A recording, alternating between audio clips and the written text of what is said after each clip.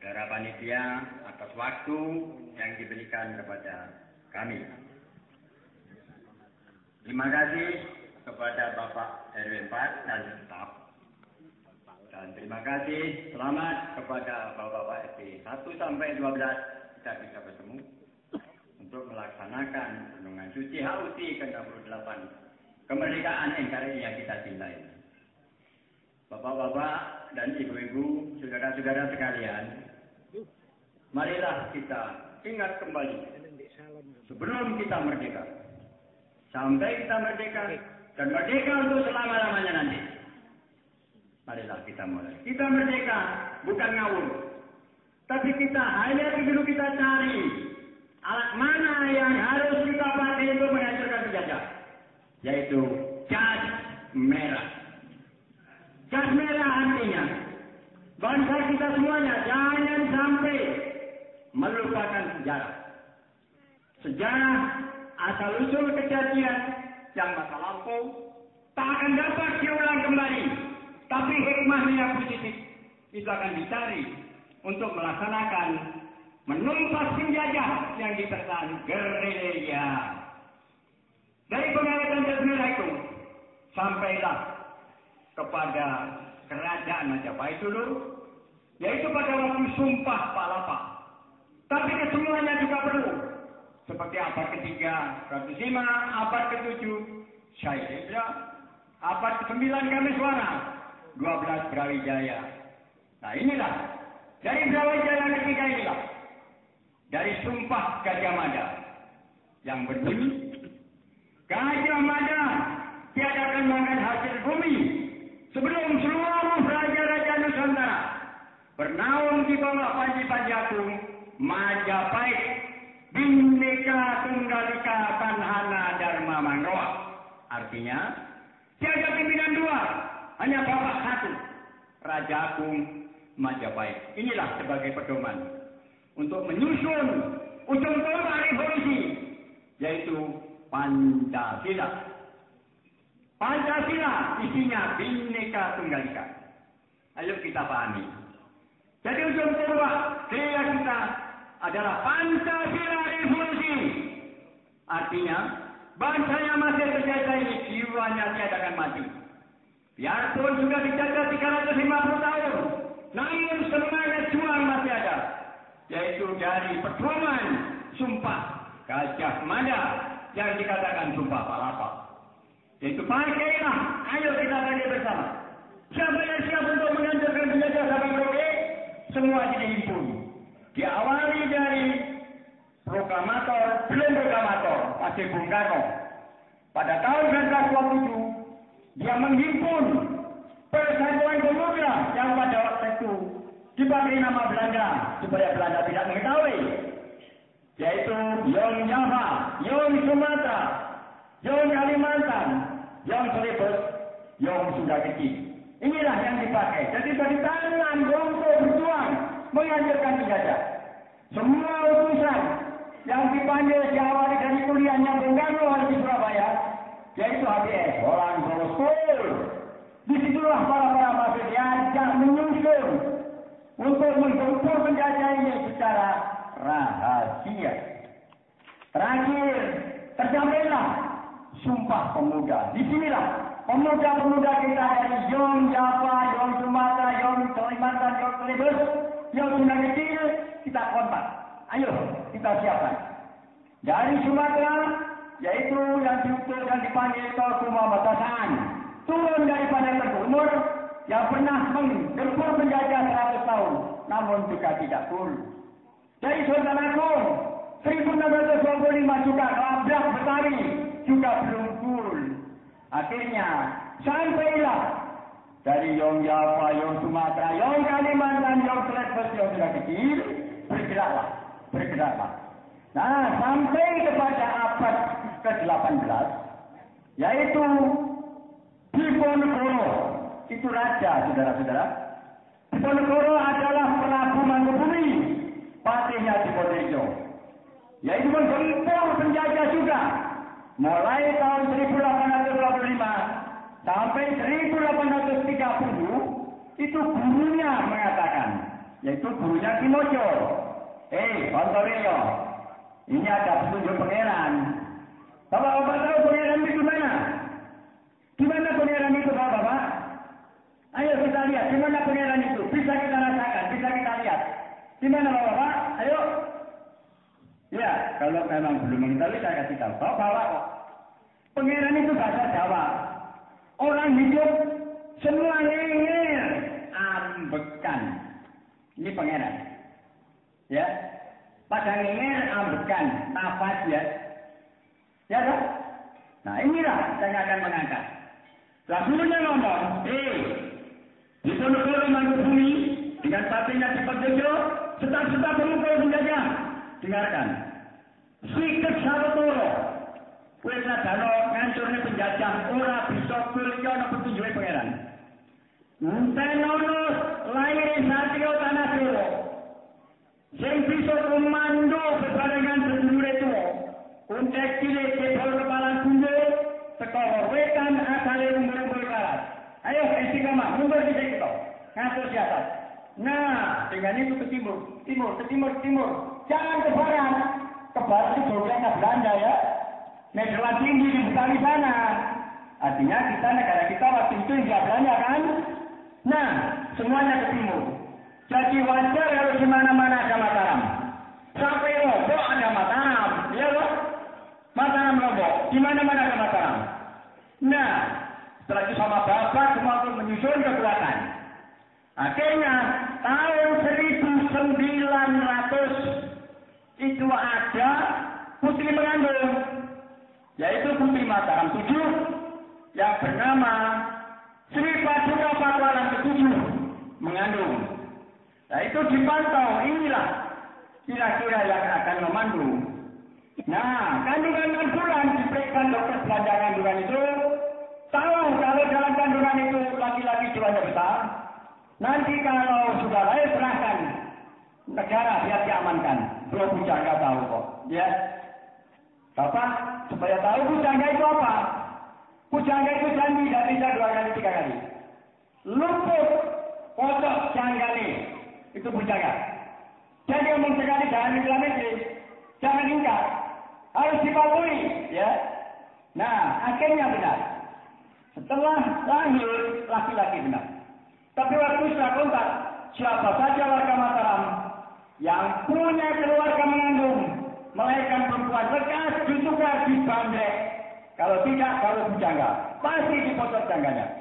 Nah, kebetulan yang melahirkan itu di Blitar, yaitu putranya Raden Tsunami Sosrojajo, perempuan. Itu lalu dikirim ke Pakualaman, yaitu di Yogyakarta, di wilayah Nyutran 75 Yogyakarta. Nah, yang dari Nyutran juga laki-laki dikirim ke Blitar bersama dokternya Gubernur. Tapi tidak boleh lewat jalan besar, harus lewat besar. Hanya dibekali apa? Tekan Lopo Ijo, Karomatu. Nah, kebetulan ini tepat pada waktunya, entahlah. HUT 68 ini 17 Agustus jatuh hari Sabtu pon, inilah kelahiran Bung Karno. Ya, selaku perintis pejuang kemerdekaan, proklamator kemerdekaan kita, yang komando revolusi menghancurkan penjajah. Ayo kita tahu, Sabtu pon ini Pajar bersama mertuanya Gubernur bawa ke Blitar rahasia lewat hutan. Ya, hanya dibekali dengan Lopo Ijo dengan madu. Kalau nangis, ya kerukannya diam. Tidak ada bayi seperti bayi Bung Karno, dikirim ke Blitar, ditempatkan brokor emas gula telur yang cukup untuk membujur bayi itu. Banyak toh? Ayo siapa suka ritual emas, pergilah ke sana. Buat dikasih, wah payah, enggak ada itu ya. Kalau dikasih, kalau enggak ya nyari keluar itu juga soal ya mula. Ya. Nah oke.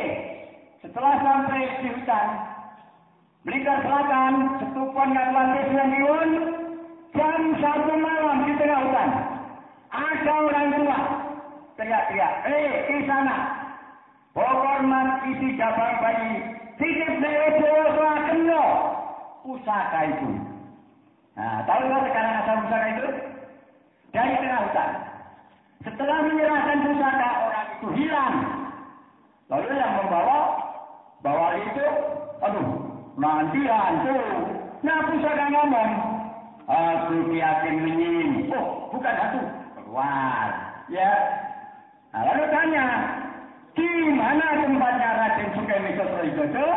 Yaitu kepada Kepala Kampung Blitar Selatan. Baca Kubejo. Oh, mereka sudah mendoket, Mas. Lontakan pulau. Nah, diantarkan. Lontakan itu antarkan ya. Nah, sampai di sana, ketok pintu. Tok, tok, tok, tok. Katuran dulu Kalimantan ke Pangeran. Itu cara untuk salam sana ya. Untuk bahasa apa, Pak? Untuk Jawa. Katuran dulu Kalimantan. Buka. Nah, nih, Raden Sukemi. Bokor masnya. Isi bayi. Buka. Nah, dibuka bayi buntel Budi Sutro. Masih hidup diberi nama Kusno. Diserahkan Raden Sukemi Sosrowidodo. Ditambahi Kusno Sosro.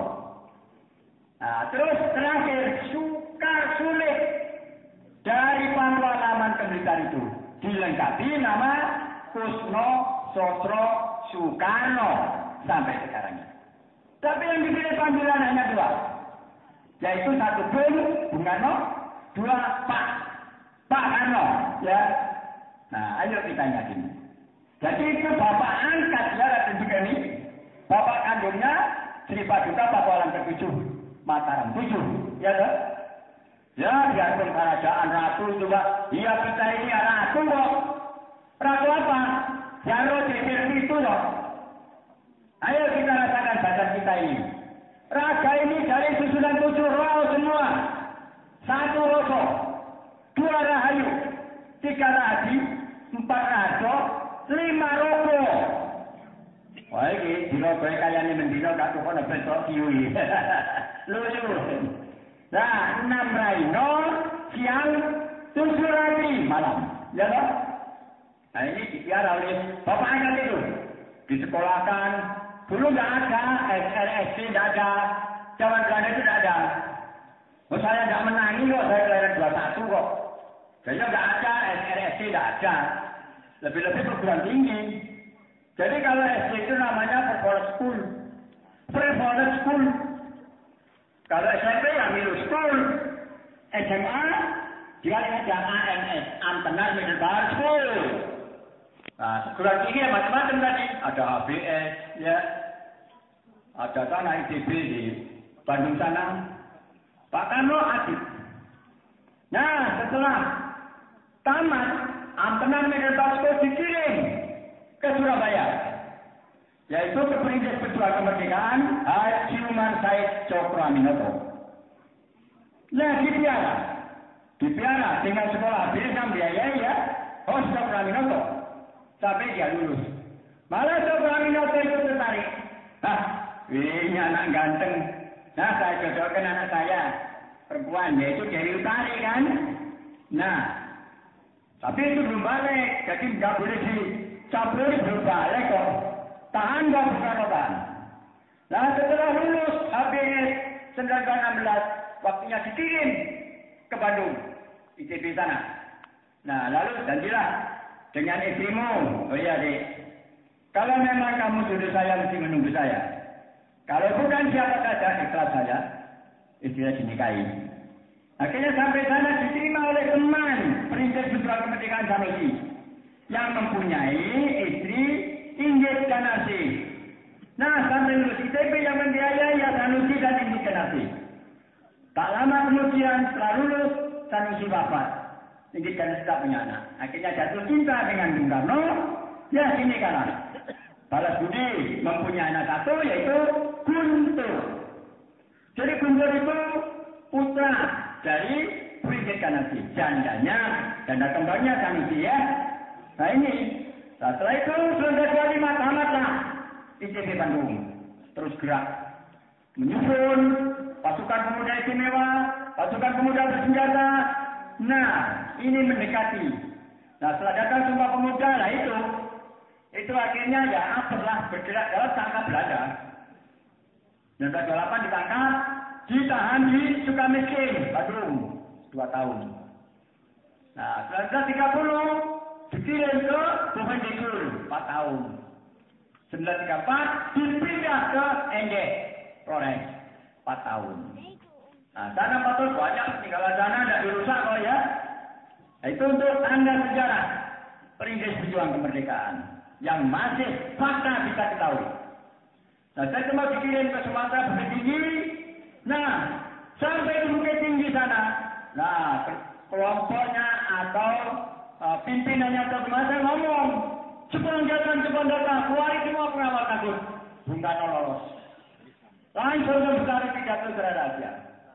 Terus lanjut ke gurunya yang mengantarkan. Dibaca Gerjo, yaitu Bapak Ibu Gerjo. Nah, selamat Dekus. Ya, Wiluter ngomong. Nah, waktu itu bersama Pak Hatta, belum nama Hatta, masih Zainal Abidin. Lalu Bung Karno, Pak Priadi, habis 9. Nah, lalu ngomong, pas hari itu ada dipapain. Terus, itu wayahmu loh, terus dalam Romo. Kenapa terus? Dipapain Romo, semua kira terus. 6 Romo, main. Songo, nah, 6 kali songo wayahmu. Nyatanya umurnya 69 tahun. Ya toh? Nah, Pak Hatta diberi murid mateng. Akhirnya Pak Hatta jadi murid koperasi. Zainal Abidin waktu itu. Nah, habis 9 dikasih ungkal. Gak betul ya. Ungkal itu ganti tak betul ya. Ah, ada betul. Ada. Oh, ada iyalah, ada. Kang saya udah ungkal. Nah, setelah dikasih, geraklah kamu. Sebentar lagi datang. Yaitu tanggal 7 bulan 1941, datanglah dari Tokyo, Jepang. Yaitu dari Kaisar Hirohito. Ya, dari Kaisar Hirohito langsung ke Indonesia. Yaitu lewat Tarakan itu, Malaysia, Singapura, Prabang Tengah. Lalu Tarakan Balikpapan, Surabaya, langsung Semeru 1. Saya ini laskarnya Jenderal Tokyo namanya Kinpi Taicho Nakamura.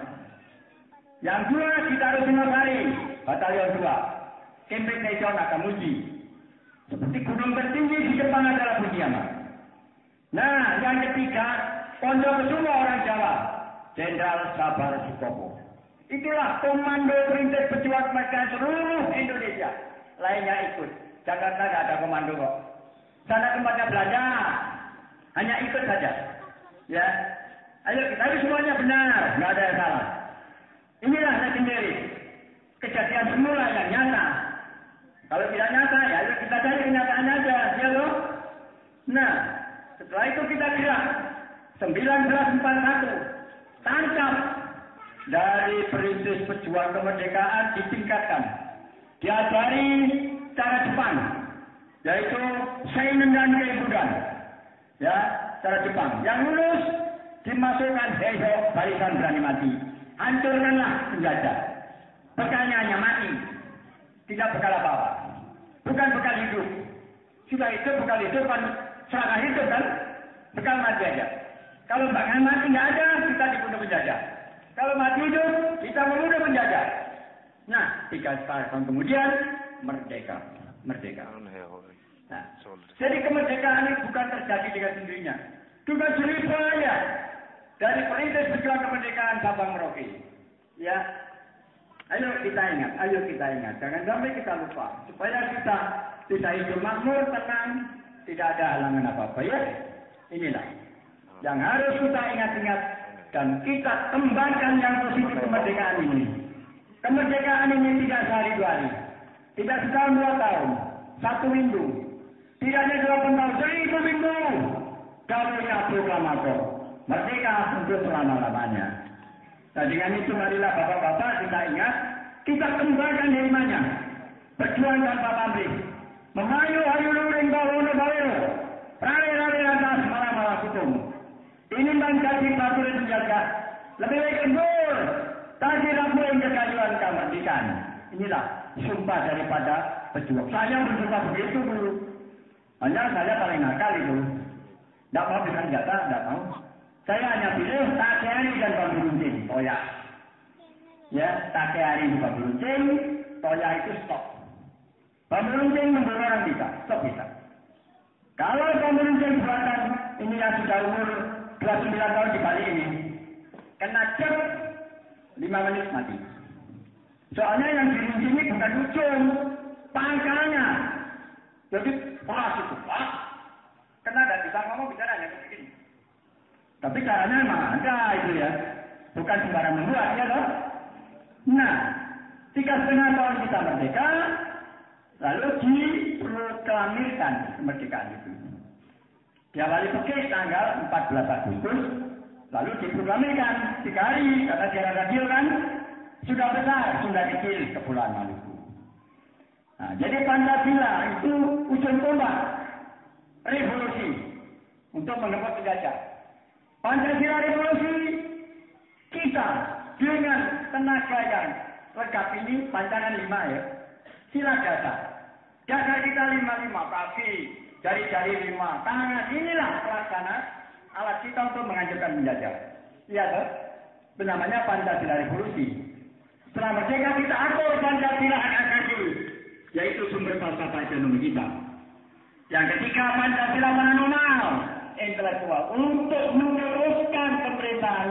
Jangan sampai melenceng dari asal-usul kejadian ini. Kita bersyukur berterima kasih kepada pejuang perintis bangsa kita. Tidak dengan bekal apa, tidak dengan uang, tidak dengan harta benda. Hanya tekad semangat untuk menghancurkan penjajah. Hanya satu, penjajah hancur, kita merdeka. Ya, ayo kita toladan itu. Waktu saya tidak mau meluntur, mau tetap. Mau diberi itu umur berapa sampai mau memberi ganjaran saya itu. Udahlah, gak masuk. Loh, kalau umurnya 95, ayo. Tahu kan? Kalau umurnya 80, 70, no problem. Enggak usah. Saya dibayar oleh kemerdekaan ini. Ya kan? Semuanya tahu kalau Pak Suman, Pak Gombal ini enggak bisa apa-apa. Tapi kalau yang makan, ya Allah punya mulut, punya tangan, makan itu kan bakal ya. Ya kan? Nah, ayo. Kita ingat-ingat itu. Kita teruskan. Dari HUT ke HUT 0869 seterusnya kita merdeka terus. Ya kan? Ayo kita ingat-ingat. Dengan itu, kalau kurang jelas apa, katanya pindah sumber di sana. Minta penjelasan Pak Gombal ini ya. Nanti ketemu teman-teman dari Jakarta banyak itu. Dari pameran itu banyak sampai ingin tahu Pak Gombal itu. Katanya sudah mati, tahu itu ya. Sakti kok mati itu kembali kok. Ya kan?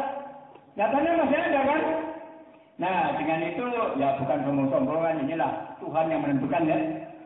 Atau Allah, atau Yahuwah, ya. Macam-macam lah. Dari 6 itu semuanya sama. Ya. Dengan agama 6 itu, ayolah kita bersatu. Untuk meneruskan buah kemerdekaan ini. Jangan berebutan rezeki, jangan. Pangkat jangan. Saya nggak mau kok. Nggak mau. Soalnya saya rakyat nggak bisa dipecat. Coba kalau pegawai, pensiun. Kalau saya pensiunnya kapan? Hah? Coba kamu? Oh gampang pensiun saya. Kalau saya sudah naik pendoso itu pensiun enggak? Itu rakyat ya kan? Udah enggak, bukan lagi udah. Sudah naik pendoso bisa pensiun ya. Nah, dengan itu yang kita ingat. Sedangkan Bung Karno sekarang masih terus berjuang biarpun sudah dalam tangan. Saya janjinya. Bung Karno tidak satu kok. 100.000. Katanya wafat tahun 70 ya, tapi 99 datang ke rumah 3 kali berangkat. Hari Jumat Kliwon tanggal 4 Juni 99. Pemilu kurang 3 hari kan. Tanggal 7 Juli 99 kan pemilu kan. Mereka itu menang, tidak ngomong apa-apa. 20 menit ke rumah saya. Malah akhirnya suara terbanyak kan mereka kan. Tapi yang jadi presiden, Gus Dur. Karena poros tengah, tidak apa-apa. Toh hasilnya nanti kita akan kembali ke semestinya, gitu ya. Nah, ini untuk menyingkat waktu, saya mohon maaf. Kata-kata orang yang kuat seperti ini ya. Nanti kasihan ini yang sudah siap ikut dari ini kan ikut dari ini. Ya, cukup sekian.